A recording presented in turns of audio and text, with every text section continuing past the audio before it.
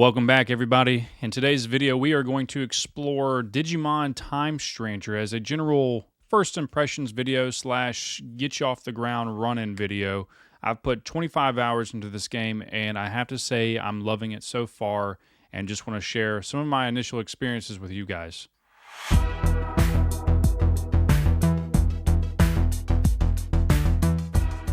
Hello, and welcome back, ladies and gentlemen. 25 hours into Digimon Time Stranger, and I thought I'd give you some of my general impressions and just some early game thoughts on kind of my idea of the best path forward. Not the best, but just a good path forward. To do this, we're going to hop into a fresh playthrough. So we're going to start a new game. So you can pick either character, male or female. They are not voiced. The opposite character will be voiced. You'll see what I mean. We're going to just pick Yuki here because I picked the guy my first playthrough, which I don't think I'm going to be doing a full secondary playthrough. I'm really liking where I'm at, knowing as little as possible going into this situation. So first and foremost, this game is fairly story-driven, as the name of the game would allude to. But it's not so slow and bogged down as like most JRPGs that I've played in the past. So I really recommend you kind of go through the story and actually try to like invest yourself into it, because it's not bad. Some of the characters are pretty plain and the writing isn't like going to change your life, but a lot of it's pretty heartfelt, and the themes here are surprisingly like potent and deep. But you know, at first glance, the game looks fantastic. I mean, the visuals I think are right on point. They clutter the screen with all these NPCs to give this effect that there's a lot of people around. Notice they're very low detail, low poly. Most of them don't have faces. I don't mind this, honestly.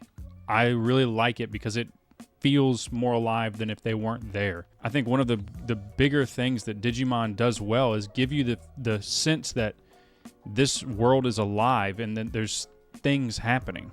Now, I plan to do a comparison video at some point with Legends ZA, and this is not that video, but it's impossible not to make comparisons between the two, considering they're both set sort of in a city. Now, in Digimon, you leave the city, which is another big factor that this game has going for it. You're not confined to one area, one location, one form of scenery. Now, one thing I want to point out is the game does a pretty good job of leading you into how to play, what things are doing, what they are, kind of what the focus is. However, there are aspects of the game that I think are either not explained well enough, or the level of explanation and how it's displayed to you is a bit overwhelming, I think is probably the most fair way to put it. And unfortunately, some of these aspects of the game are extremely important. So you find yourself kind of going down the Reddit rabbit hole and digging a bit more for information. Again, I don't mind. I like that about games. I like to be able to just like really get into it and, like, for lack of a better term, like research the game to have a better understanding. For some people, I can imagine that being off-putting because it is additional work, and I mean, I have notes in the game. The takeaway here is that if you really don't want to have to deal with that, play on story mode. I don't think it's a deal breaker. I really don't, but be prepared for a more involved process. Early game, you're presented with your first difficult choice, and that is who your starter Digimon is going to be. You have Patamon, Demi-Devimon, and Gomamon. Now, I sat at this screen the first time I played and was like, oh god, I don't know what to do. I was looking up the evolutions. Like, I want it to be a surprise, but I want to know kind of what I'm getting into. But the beauty of Digimon is that you can't go wrong here. You pick whichever one feels best to you, whichever one you just like the design of, and just go with it. All of these Digimon are accessible easily throughout the game. You can find multiple Digimon that are higher evolutions than these, and you can de-digivolve back to these to then start a new evolution line moving forward. You're really not constrained. And kind of how evolution works in this game is you level your Mon up. If you reach cap, you either evolve to the next form. If you haven't unlocked the next form yet, or if you don't have the one that you want based on your stats required for the form, you de-digivolve back. Now, as long as you have established some level of bond, whether it's 1% or 100%, some of your stats from the previous evolution will transfer to the digivolved Digimon. Now, what's nice about this is that you then grind back up, and you'll notice right now this Patamon can go from level 1 to 25, but that 25 will increase every time it digivolves, and then every time you de-digivolve and then re-digivolve back to its higher form.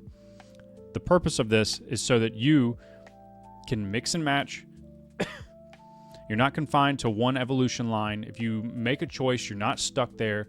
You can go back. Nothing's permanent. Very accessible. You have, at some point, more Digimon than you know what to do with. Just pick the one you like. For this time, we're going to go with Patamon. I went with Devimon last time. Personally, I'm not a big fan of the Gomamon evolution line. He's not a bad choice. I'm just preferable to Patamon.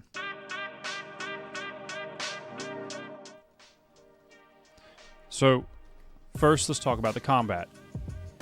10 out of 10. Honestly, it's extremely fast. You can even speed up the combat from ×1 to ×5. It can be very zippy, very snappy. There's an easy way to grind. I'll show you that in a moment. But as far as just fighting goes, you have your attack option here, and you'll get a percentage based on how much damage you're going to do. So this is just flat default damage. You also have skills. Skills have typings, depending on the typing of your enemy versus your typing, whether or not you're a vaccine, data, or virus, and depending on what the opponent is weak to, whether it be fire, electric, water, grass, steel, whatever they're weak to, this number will change. This Digimon, however, is resistant, so we will not do nearly as much damage. We can attempt a skill as well. Until you've used this skill, or until you possess the Digimon in question, you will get a question mark next to the different multipliers in terms of how much damage you're going to do. So you have to just sort of test. Now, based on the fact that I am a data type and the Impmon is a virus type, he is naturally resistant to my attacks, whatever they may be. So it's unlikely that any attack that I choose is going to be maxed out at its damage potential. Grinding in this game is super quick because you have this function here, similar to how Legends Arceus and then Scarlet and Violet introduced. You can ram your Digimon straight into the opponent, sometimes knocking them out, or at the very least weakening them so that it's easier to clean up the kill and you're not stuck fighting and going turn by turn by turn. As you can see, we one-shot. Also, spoiler, Patamon is a good early game choice. If you're really not sold on any of the three, Patamon's great. Patamon's going to be really good against some of the early mons. You're going to kind of wipe the floor with most of the stuff that you encounter. There are some exceptions, of course, but in general, it's a great choice. Also, anytime you encounter an object like this, search its contents. These will respawn, but these items are used for crafting. Some of them are extremely important, some of them are less so, but you know, if you want to craft better items down the road to enhance your stats, pick up as much as you can. They will respawn, and then sometimes you can get rare items that are much harder to find. It's completely random. There is an RNG to this game in many ways, but this is one of the more simpler, straightforward versions of it. If you don't find the items you're looking for, and you know that they spawn in this area because you looked at the wiki or whatever else, reload the area, come back, rinse and repeat. Again, this game doesn't have a grind. If you like that, you're going to be eating great. If you're not a big fan, well, you'll get over it. Also, it's pretty recommended that you go and explore a bit. If you see a path that's not necessary, chances are there's going to be an item there. I really can't emphasize how generous this game is enough. I mean, they give you a wealth of items. They're all interchangeable. Only a few very select key items are completely used up the first time you use them. Most items you'll have the opportunity to use multiple times, as many times as you want, across the range. There's no restrictions. Every Digimon can learn every move. Doesn't matter. Some Digimon will benefit from certain moves more than others, however, but you get the point. Gotta say, overall, couldn't be happier with how they treated the voice. 10 out of 10, bravo for the effort. And it's not just human characters. Not every Digimon, but many of the Digimon are voiced as well, especially the main ones. but a lot of the side characters as well have total voice acting in multiple languages. Just think about the time it takes to do that and appreciate the fact that they did for you and for me to enjoy. So, another very core aspect of the game is the conversion. Every time you encounter a Digimon in the wild and defeat it, you will max out your conversion meter. Most Digimon increase by an increment of 20%. However, in training or baby Digimon like this Koromon here will go 100, 100. So you only need to encounter 2 to completely max out its potential once you convert it to your team. What's incredible about this is there's no catch mechanics. You fight a bunch of the same Digimon, you eventually get one guaranteed. You don't have to worry, you don't have to wait all the way till 200%. You can do it at 100, but I highly recommend that you try to max these out as best you can. Now, you have your own Koromon. I explained this to you just now, but the game will explain this to you if you read the tutorials. That is, if you read them. I said earlier, the game doesn't do a perfect job, but it does do a fairly reasonable job explaining things to you in detail. But you gotta read. Now, at this point, the game actually opens up and you can technically start grinding. I neglected this process, but all the Digimon in this area will respawn once you defeat them. You have to wait a moment, of course, for them to respawn, but it's really not long, and it's overall probably worth it to get some of the early Digimon that you may want down the road, particularly the in-training or the baby Digimon.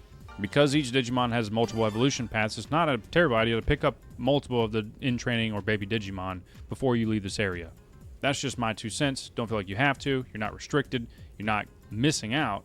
It just makes grinding a little bit easier later down the road. Some of these Digimon don't appear for some time until after this area. Another core function of the game that you need to understand is that you have your HP and you have your SP. SP is like your mana or your skill points, whatever you want to call it, PP value, whatever. It will decrease rather quickly early game, so you need to manage this. Don't always use skills if you don't need to use skills. However, at the end of combat, if you stand still and wait just a few seconds, your team is fully restored, both HP and SP. That's right. There are no Poke Centers, there are no destinations that you have to travel to in order to heal. You don't need to use all of your items in and outside of combat. You're good. Just hang tight for unless you're like super trashed, it takes less than 6 seconds most of the time to completely restore your team to max stats.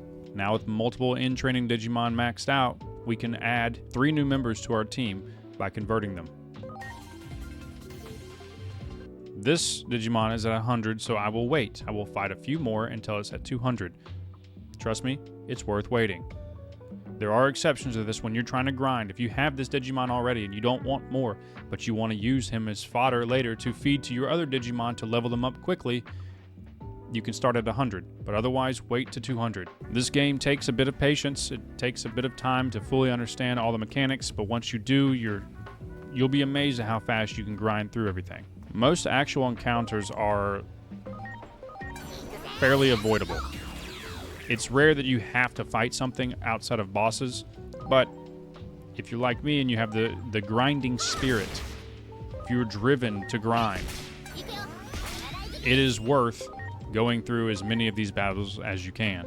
Grinding early pays dividends later when all of your Digimon are much stronger and you're not struggling through even basic parts of the game. Early on, I burned through a ton of healing because I didn't quite understand type matchups, things like that, and I did not put in any effort early on to grind out my levels. While we wait for some of these Digimon to respawn, I want to briefly explain some of the skills and how they work. Here we have our Patamon, our HP, SP, attack, defense, intelligence, spirit, and speed. Attack is physical attack damage. Defense is physical defense. Intelligence is magic attack damage, and spirit is magical defense. Speed is obviously how quickly you can attack.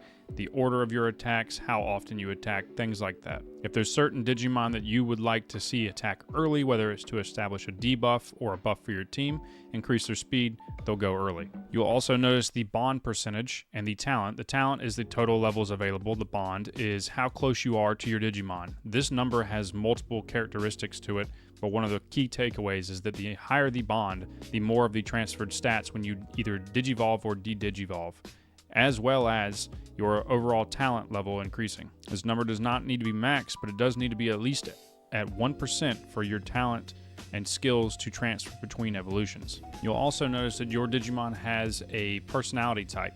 This is also important. There is a grid that will describe to you all the various benefits that you get based on the personality, but in general, certain ones are going to increase Digimon who use physical attack, and some are going to increase Digimon who use magic attacks. Team synergy revolves around these features. It's not super important earlier on, but it is important for you to grasp this concept as you move forward. It'll save you a lot of time and grinding and help you sort of understand what's happening and why certain Digimon are advancing in certain ways. Patamon, for instance, is going to be my main magic user, so therefore I'm going to pick a personality type that reflects this.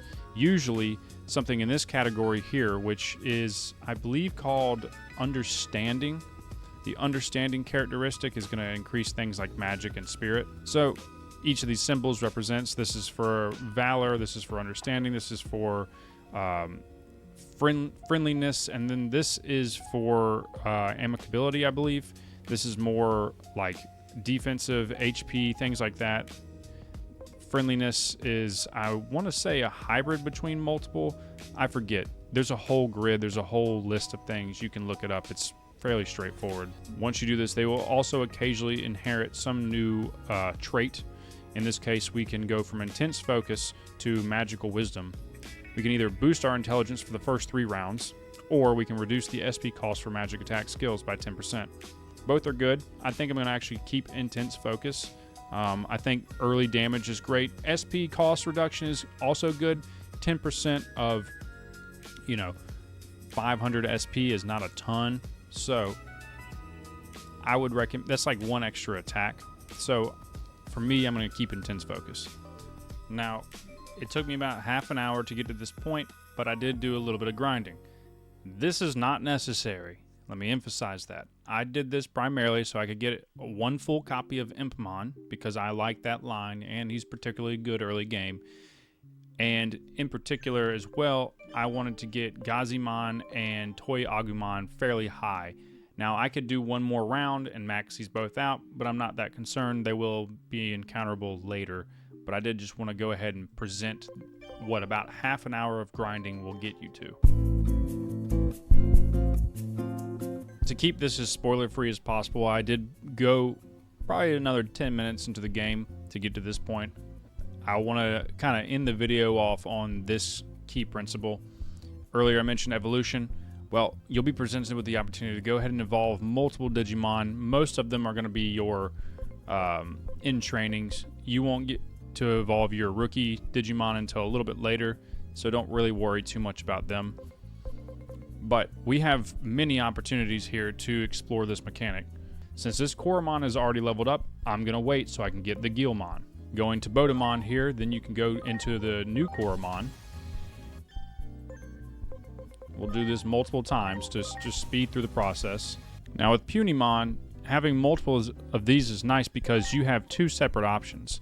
There's Sunemon, and I think this is... Well, I don't actually remember which one this is. Let's see. Nyaromon.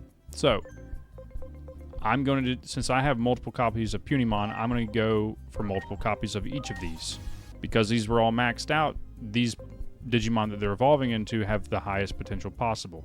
Now you'll notice, some of these have a level 1 to 22, 1 to 21, 1 to 24, 1 to 21.